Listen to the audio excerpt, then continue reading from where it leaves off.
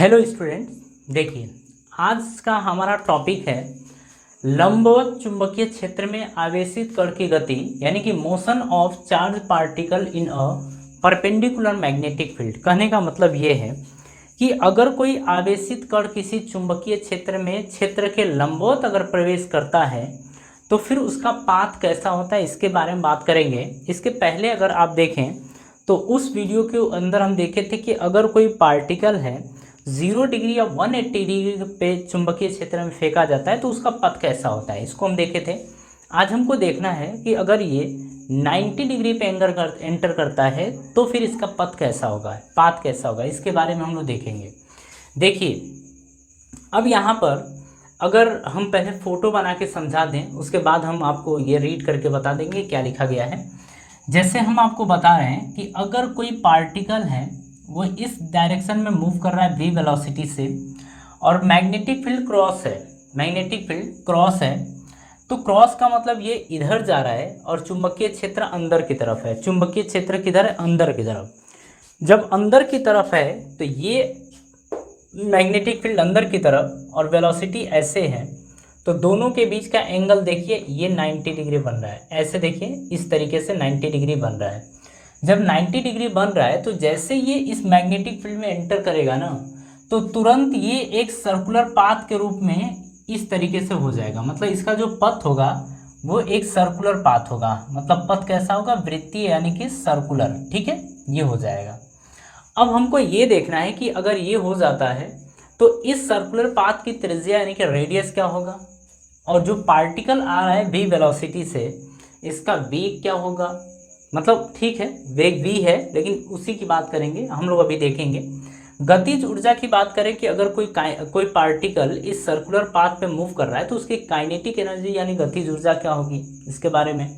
फिर हम बात करेंगे इसके टाइम पीरियड यानी आवर्तकाल के बारे में। ठीक है, अब इसके बाद हम लोग बात करेंगे उस पार्टिकल की फ्रीक्वेंसी यानी आवृत्ति के बारे में कि वो क्या होगा। इसके बाद उसके मोमेंटम यानी कि संवेग के बारे में बात करेंगे। मतलब छोटी छोटी चीज़ें जो हमारे एग्जाम में पूछी जाएंगी हम उन चीज़ों के ऊपर बात करेंगे। अब यहाँ पर देखिए हम आपसे बोल रहे हैं, अब जरा उसको रीड करके हम आपको बता दें क्या लिखा गया है। Whenever velocity is perpendicular to force the path will be circular. बोल रहा है कि अगर वेलोसिटी मैग्नेटिक फील्ड के परपेंडिकुलर हो तो उस पार्टिकल का पाथ जो होता है वो सर्कुलर होता है। In this case force is always towards the centre and the velocity is along tangent and the circle will be form in the plane containing v vector and f vector. ठीक है, कोई बात नहीं, इतना है, main चीज़ है ये। अब मान लीजिए कि जो सर्कुलर पाथ बन रहा है इस सर्कुलर पाथ का रेडियस हम मान लेते हैं, रेडियस यानी कि त्रिज्या r है।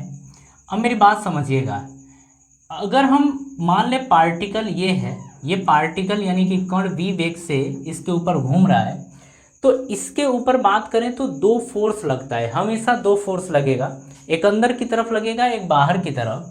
तो देखिए अगर हम इसके ऊपर लगने वाले फोर्स की बात करें तो फोर्स जो होगा एक अंदर की तरफ और इसी पार्टिकल के ऊपर एक फोर्स लगेगा बाहर की तरफ। आप ना एक काम करिए, आप बोल दीजिए कि जैसे अंदर लगने वाले फोर्स यानी बल को बोलेंगे अभिकेंद्र बल यानी सेंट्रीपिटल फोर्स, और बाहर जो लग रहा है वो लॉरेंज बल लग रहा है। क्या लग रहा है? लॉरेंज बल। अब ये दोनों आपस में बराबर हो जाएंगे। मेरी बात समझिएगा, दोनों आपस में क्या हो जाएंगे? बराबर हो जाएंगे।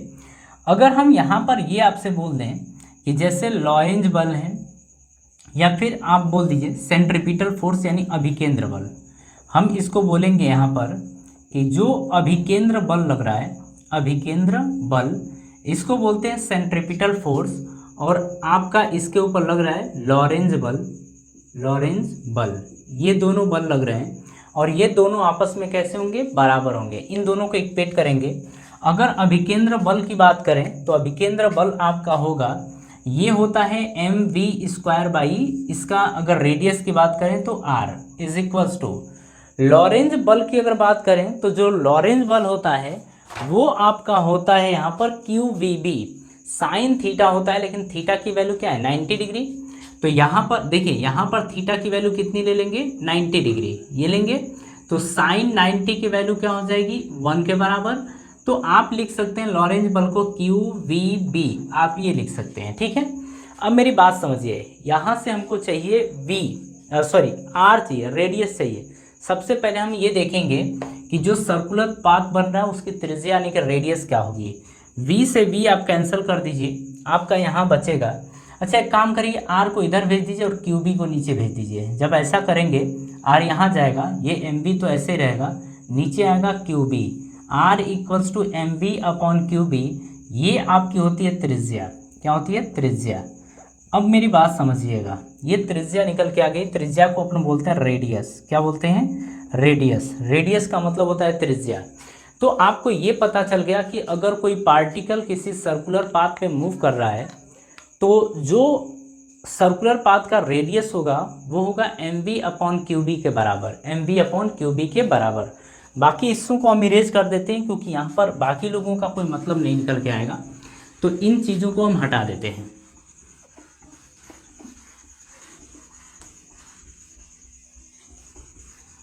अब आगे मेरी बात समझिएगा। यहाँ पर अगर देखा जाए तो अगर मेरे से मान लीजिए ये पूछ देता है कि इस पार्टिकल की वेलोसिटी क्या होगी, बाकी चीज़ें आपको गिवन हो, पार्टिकल की वेलोसिटी क्या होगी, तो अब हम बात करेंगे इसके वेलोसिटी यानी वेग के बारे में। तो सेकेंड हिस्सा इसका क्या है, ये आपका फर्स्ट हिस्सा पड़ जाएगा। रेडियस के बारे में बात किए हैं, यहीं से हमको v पूछा है, तो क्यू बी और r से इसको यहाँ भेज दीजिए और m से डिवाइड कर दीजिए। तो v इज इक्वल्स टू यहीं से क्यू बी आर अपॉन में आ जाएगा m, तो v इक्वल्स टू आ जाएगा q b r upon m। तो ये आ गई। अगर बाकी डेटा दिया हो, आपसे ये पूछ दे कि बताइए जो पार्टिकल इस सर्कुलर पाथ यानी वृत्तीय पथ पे मूव कर रहा है उसकी वेलोसिटी क्या होगी, तो q b r upon m. तो ये आपके निकल के आ गया वेग, इसको बोलते हैं हम वेलोसिटी। ठीक है, इसकी वेलोसिटी ये होगी।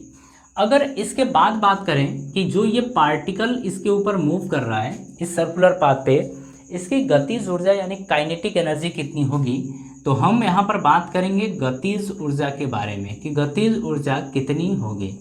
गतिज ऊर्जा, इसको बोलते हैं अपन काइनेटिक एनर्जी। काइनेटिक एनर्जी हम ये बोलते हैं।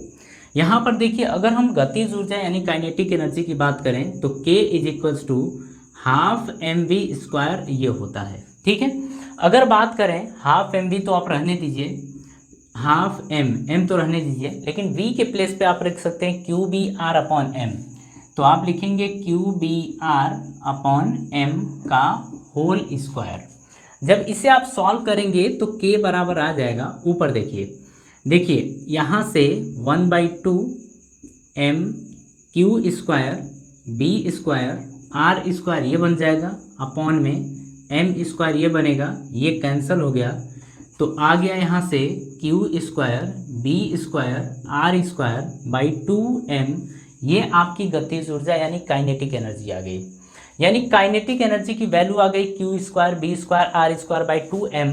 ये भी आपको याद रखना है, लेकिन आपको ये सब याद नहीं रखना है, आप बस वेलोसिटी याद रखेंगे। अगर वेलोसिटी याद रखेंगे यानी वेग, तो काइनेटिक एनर्जी आप आसानी से कैलकुलेट कर सकते हैं। वेलोसिटी का फॉर्मूला होता है q b r upon m, radius का फॉर्मूला होता है m v upon q b. ये चीज़ें आपको याद रखना है। ठीक है, अच्छा हम यहाँ पर एक चीज़ बताएं यहाँ पर कि अगर हम वेग की बात करें चाहे किसी भी चीज़ की बात करें, आखिर हम लोग अच्छा रुकिए हम लोग यहाँ पर बात कर लेते हैं टाइम पीरियड के बारे में। ठीक है, टाइम पीरियड के बारे में बात कर लेते हैं, इसके बाद हम बात करेंगे फ्रीक्वेंसी के बारे में। ठीक है, तो हम आगे चीज़ों को हटा रहे हैं। आप ये फॉर्मूला आप याद रखिएगा, r equals to m v upon q b, और आपको याद रखना है b equals to q b r upon m, ये भी आपको याद रखना है। तो रेडियस याद रखना है और वेलोसिटी याद रखना है। अब हम बात करेंगे टाइम पीरियड के बारे में, हम इसको भी हटा दे रहे हैं। देखिए सबसे मेन इसमें जो होता है वो आपका रेडियस होता है, टाइम पीरियड होता है, फ्रीक्वेंसी होती है। इन सब चीज़ों के बारे में आपसे ज़्यादातर बात करता है। और अगर आपके बुक में या बात करें कि क्वेश्चंस की बात करें तो जो आपके सीरीज होंगे उसमें आप देखेंगे काइनेटिक एनर्जी के ऊपर भी अच्छे से चर्चा किया है, तो हम काइनेटिक एनर्जी की भी बात करेंगे। ठीक है, अब यहाँ पर ज़रा हमको देखिए टाइम पीरियड के बारे में बात करना है। तो टाइम पीरियड आखिर क्या होता है, समय बराबर दूरी बटे 4 होती है, time equals to distance upon speed होता है। हम फोर्थ वाले हिस्से की बात करें तो हम बात करने जाने टाइम पीरियड के बारे में। टाइम पीरियड का मतलब होता है आवर्तकाल। हम आवर्तकाल के बारे में बात कर रहे हैं कि टाइम पीरियड आखिर क्या होगा अगर इसको किसी सर्कुलर पाथ पे मूव कराया जाए। बात है टाइम पीरियड यानी t इज इक्वल्स टू, सबसे पहले होता है समय बराबर दूरी बटे चाल, यानी कि time equals to distance upon speed. तो डिस्टेंस की बात करें तो हम बोलेंगे कि एक चक्कर में तय की गई दूरी, यानी टाइम बराबर हम लिखेंगे एक चक्रण बोलते हैं, एक चक्रण में चली गई दूरी, एक चक्रण में चली गई दूरी बटे में हम बात करेंगे इसके स्पीड यानी कि चाल के बारे में। किसके बारे में बात करेंगे? चाल के बारे में, कि इसकी चाल यानी कि स्पीड क्या है, हम लोग इसके बारे में बात करेंगे। और यहाँ पर हम टाइम पीरियड की हेल्प से हम फ्रीक्वेंसी, ये सारी चीज़ें कैलकुलेट करेंगे। और यहाँ पर चाल, अब यहाँ पर देखिए मेरी बात समझिए, अगर एक चक्रण में चली गई दूरी की बात अगर करें तो दूरी कितनी होगी? एक चक्रण में चली गई दूरी परिधि के बराबर होगी, यानी परिधि क्या होगा यहाँ पर 2πr होगा, बटे में चाल की बात करें तो v होगा, चाल की बात करें तो v होगा। अगर यहाँ पर हम रखें v की वैल्यू रख दें तो फिर टाइम पीरियड क्या आ जाएगा? t इज इक्वल्स टू आप रखेंगे 2πr अपॉन v, और v की जगह आप रखेंगे QBR अपॉन m, तो आप रखेंगे QBR।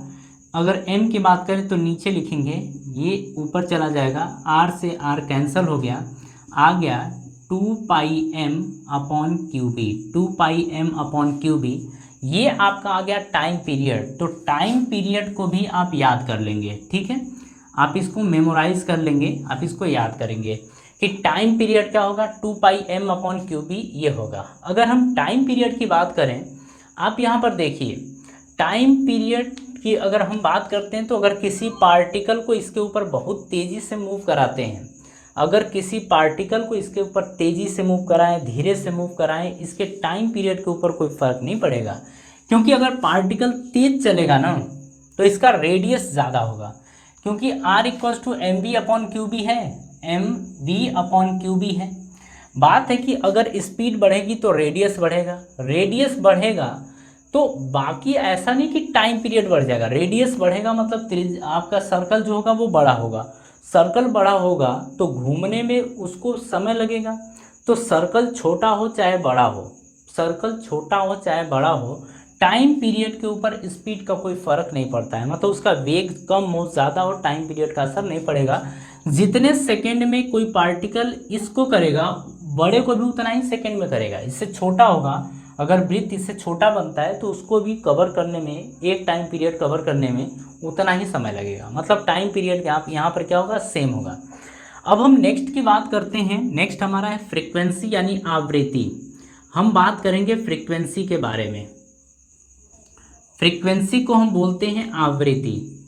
और यहाँ पर मेरी बात समझिएगा, अगर आवृत्ति यानी फ्रीक्वेंसी की बात करें तो इसको आप f से भी दिखाते हैं और n से भी दिखाते हैं, मतलब आप f से भी दिखा सकते हैं और n से भी दिखा सकते हैं। मेरी बात समझिए, यहाँ पर हम n ले लें तो n बराबर, यानी कि जो फ्रीक्वेंसी होती है 1 अपॉन टाइम पीरियड होता है, 1 अपॉन टाइम पीरियड होता है। बात समझिएगा, अगर 1 अपॉन टाइम पीरियड है यानी कि 1 अपॉन t है, और t की अगर बात करें तो टाइम पीरियड कितना है 2πm अपॉन QB, तो नीचे लिखेंगे 2πm और ऊपर चला जाएगा QB। यानी कि अगर हम फ्रीक्वेंसी की बात करें, आवृत्ति की बात करें, तो ये आएगा QB अपॉन 2πm, ये आपका आ जाएगा। लेकिन बात ये है कि अगर आपको टाइम पीरियड याद है, आवर्तकाल यानी याद है 2πm अपॉन QB, तो फ्रीक्वेंसी में जस्ट अपोजिट यानी पलट दीजिए, जब पलट देंगे तो QB अपॉन 2πm और ये आपका फ्रीक्वेंसी आ जाएगा। एक बात याद रखिएगा, अगर फ्रीक्वेंसी की बात करें तो आपको क्वेश्चन में कैसे पता चलेगा कि फ्रीक्वेंसी है, हमेशा क्वेश्चन में दिया रहेगा चक्कर पर सेकेंड यानी कि रिवॉल्यूशन पर सेकेंड, प्रति सेकेंड, तो आप हमेशा जानेंगे कि ये क्या दिया है, फ्रीक्वेंसी दिया है। क्या दिया है? फ्रीक्वेंसी। तो इतना आपको याद रखना है, ठीक है। इसके बाद हम बात करेंगे मोमेंटम के बारे में। किसके बारे में बात करेंगे? मोमेंटम के बारे में, ठीक है। तो हम लोग इसके बाद बात करें मोमेंटम के बारे में। तो मोमेंटम क्या होता है? मोमेंटम का मतलब होता है संवेग, यानी कि p equals to m into v होता है, p equals to m into v आपका ये होता है। चलिए देखिए, यहाँ पर हम बात करें मोमेंटम यानी संवेग के बारे में, तो हम लोग बात कर रहे हैं संवेग, यानी इसी को बोला जाता है मोमेंटम। और मोमेंटम को हम दिखाते हैं p से, किससे दिखाते हैं, p से। और p इज इक्वल्स टू होता है m into v, p equals to क्या होता है, m इंटू वी आपका ये होता है, यानी p बराबर m तो ठीक है। अगर v की बात करें तो q b r upon m है, तो यहाँ पर रखेंगे q b r upon m, ये रख देंगे, m से m कैंसिल हो गया, p इज इक्वल्स टू आ गया q b r, p equals to q b r आ गया है। बात समझ में आ रही है। अब देखिए इतनी बातें आप लोग याद रखिएगा कि Q equals to P equals to q b r, यानी कि संवेग किसके बराबर होगा, क्यू बी आर के बराबर होगा। ठीक है, इसमें भी आपको कोई तकलीफ नहीं होनी चाहिए। अब हम लोग बात करेंगे कि काइनेटिक एनर्जी यानी गतिज ऊर्जा और संवेग में क्या रिलेशन होता है, संवेग और गतिज ऊर्जा में क्या रिलेशन होता है, हम अब इसके बारे में देखेंगे। तो इसमें हमारा लास्ट यही टॉपिक है। लास्ट का मतलब हम बात करेंगे गतिज ऊर्जा और मोमेंटम के बीच में रिलेशन, यानी कि हम बात करेंगे relation between kinetic energy, relation between kinetic energy and momentum, हम इसके बारे में बात करेंगे, गतिज ऊर्जा और संवेग के बारे में। आप ये एक चीज़ ध्यान रखिए, काइनेटिक एनर्जी क्या होता है, हाफ एम वी का स्क्वायर होता है। ठीक है, जरा यहाँ पर देखिएगा, P equals to q b r होता है, हम लिखेंगे K is equals to half, M तो रहने दीजिए, V की जगह रखेंगे क्यू बी आर अपॉन में M का होल स्क्वायर आप ये रखेंगे। लेकिन बात ये है कि अगर केवल क्यू बी आर को देखा जाए तो ये किसके बराबर है, P के बराबर है। आप देखिए किसके बराबर है, P के बराबर, क्योंकि P equals to q b r है। यहाँ से आप लिखेंगे K is equals to 1/2 M, यहाँ पर आप लिखेंगे P, तो देखिए स्क्वायर है तो इसका स्क्वायर करिए, नीचे M है तो M का स्क्वायर कर दीजिए, M से M कैंसिल हो गया, K बराबर आपका आ गया P स्क्वायर बट्टे में 2M। ये रिलेशन होता है काइनेटिक एनर्जी और मोमेंटम के बीच में, संवेग और गतिज ऊर्जा के बीच में ये रिलेशन होता है। इसको आप आसानी से समझ सकते हैं, आपको इसमें कोई तकलीफ नहीं होनी चाहिए। मैंने हर एक पॉइंट पर अच्छे से बात करने की कोशिश की है। फिर भी अगर आपको डाउट होता है तो आप कमेंट बॉक्स में अपनी बातें रख दीजिएगा, हम कोशिश करेंगे कि उसका सॉल्यूशन दे सकें। ठीक है, हाँ, तो हम लोग क्या करते हैं कि इस टॉपिक को यहीं पर रहने देते हैं और नेक्स्ट वीडियो में हम इसके आगे का टॉपिक कवर करेंगे। और आप सभी लोगों को धन्यवाद।